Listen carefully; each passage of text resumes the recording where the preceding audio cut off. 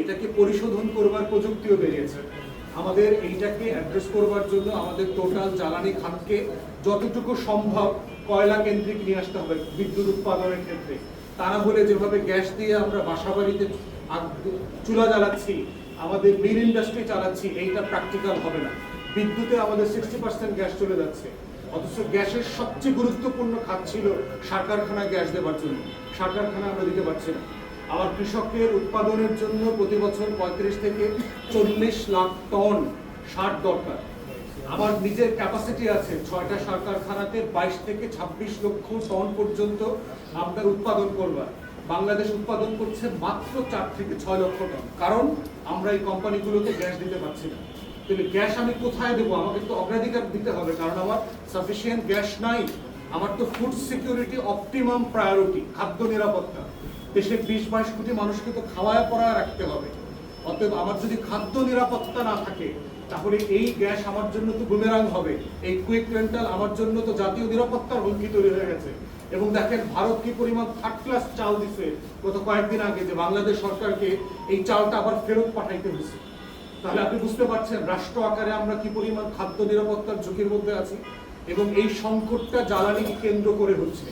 তাই আমরা বোধ করছি সার কারখানা থেকে শুরু করে যারা রপ্তানিমুখী ইন্ডাস্ট্রি আছে, যারা বিনিয়োগমুখী ইন্ডাস্ট্রি আছে, কর্মসংস্থান, সেগুলোকে প্রাধান্য দিতে হবে গ্যাস সরবরাহ করবার ক্ষেত্রে। বাকি জায়গাগুলোতে কয়লা কেন্দ্রিক করা দরকার, সৌর বিদ্যুতে যাওয়া দরকার। ইতিমধ্যে বাজেটে সরকারকে আমরা ধন্যবাদ জানাই যে 10,000 মেগাওয়াটের উৎপাদন পরিকল্পনা ওনারা নিয়েছেন। বাংলাদেশে চা শিল্পের মালিকরা যারা আছেন, আপনারা জানেন, যারা সিলেট সহ বিভিন্ন জায়গাতে গেছেন, তারা এই শিল্প সমিতি প্রস্তাব দিয়েছে তাদের টি গার্ডেনের উপরে 10,000 মেগাওয়াট বিদ্যুৎ উৎপাদন তারা নিজ খরচে করবেন। তাহলে আমরা সেই সুবিধাটা কেন নিচ্ছি না? আমাদের দেশের কোম্পানি, আমাদের মালিক, আমাদের টাকায়, আমাদের কোনো খরচ হবে না, 10,000 মেগাওয়াট বিদ্যুৎ করে দেবে সূর্য থেকে। তাহলে আমরা সেই পথে কেন যাচ্ছি না? সরকার আরো 10,000 করুক, 20,000-এ যাই আমরা।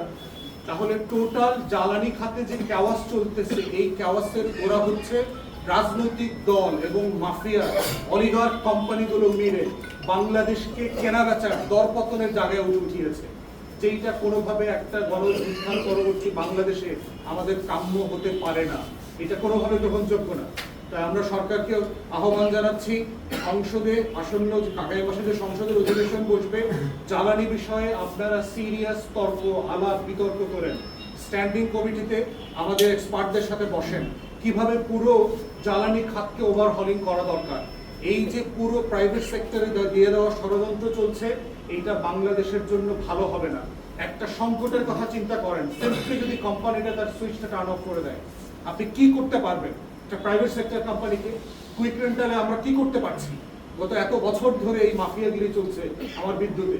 অথচ দেখেন আমাদের এই হাসিনা রেজিম আমাদেরকে বলেছে আমাদের নাকি 29,000 মেগাওয়াট ক্যাপাসিটি আছে বিদ্যুতে। তো সেই বিদ্যুৎটা কোথায়?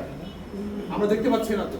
4,000 ক্যাপটিভ পাওয়ার প্ল্যান্ট বাদ দিলেও তো আমার 25,000 মেগাওয়াট তৈরি প্রডিউস হওয়ার কথা, হচ্ছে কোথায়? 14 থেকে 15,000 মেগাওয়াটের বেশি উৎপাদন হচ্ছে না। এবং অনেকেই ধারণা করছেন এই সংখ্যাটাও মিথ্যা। আমাদের জেনুইন প্রোডাকশন ক্যাপাসিটি 12 থেকে 13,000-এর উপরে হওয়ার কথা না। তা না হলে যে লেভেলের আপনার ঘাটতি হচ্ছে, লোডশেডিং হচ্ছে, এই অঙ্কের সাথে এটা মিলছে না। তাই আমরা বোধ করছি এই যে জ্বালানি খাত নিয়ে যে চক্রান্ত শুরু হয়েছে, এসালামের মতো নতুন নতুন অলিগার্ক এবং বাংলাদেশ সরকারি দলের ক্রিমিনাল পলিটিশিয়ানরা মিলে যা করছেন, ঠিক একইভাবে আওয়ামী আমলের পলিটিশিয়ান, কিছু করাপ্ট ক্রিমিনাল আমলা এবং হচ্ছে রাজনীতিবিদ, সবাই মিলে যেভাবে অলিগার্কি করে কুইক রেন্টাল করেছেন, বিদ্যুৎ খাতকে বেঁচে দিয়েছেন, বাংলাদেশের জনগণকে সফরেন ক্লজ রেখে, ঠিক একইভাবে বিএনপির কিছু করাপ্ট পলিটিশিয়ান, যাদের নাম সমাধান না হলে আমরা একে একে সবার নাম এক্সপোজ করব। কোন কোম্পানির কোন পদে থেকে কে কত টাকা মাসিক বাটোয়ারা নিচ্ছেন, কোন কোম্পানির হয়ে বরকন্দাজি করতেছেন, সচিব সরাচ্ছেন, ডিপিসি চেয়ারম্যান সরাচ্ছেন, কত টাকার বিনিময়ে কাকে কোথায় অ্যাপয়েন্টমেন্ট দিচ্ছেন, এগুলো সবই কিন্তু আমরা জানি।